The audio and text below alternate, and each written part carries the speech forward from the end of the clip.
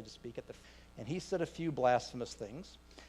He had some cartoons in his presentation about how God doesn't answer prayer, and how prayers go to God's spam mail. Ha ha, that's so funny.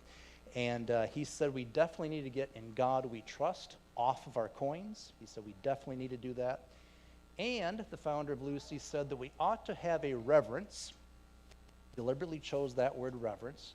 We ought to have a reverence for our true creator, Mother Nature. The founder of Lucy is a scientist, and he's an accomplished scientist. I give him credit for that. But you know what else he is? He's an atheist. Every scientist is a religious person, every one of them. Might not be Christian religion, but they are religious, because a religion is a set of beliefs about spiritual matters based on faith. He believes there is no God. He believes that we evolved, and he desperately wants to find evidence to show that. Okay? You need to know that the founder of Lucy very firmly believes those things. I'm going to go back one more step, too. I don't think most people are going to be honest enough to dig down deep and actually say this, but somebody did ask me at the end of another presentation, why do so many people believe this? And here's what I think. Again, very few people are going to actually come out and say this, but I think if we dig down deep into our souls, if we admit that we have a creator, we also have to admit that we therefore have an owner. See, if I make something out of wood, who owns that thing? I do, right? If I knit something, my wife is a great knitter. If she knits something, who owns it? She does, right? Okay. If we make something, we're the owners of it. Do with it what we want.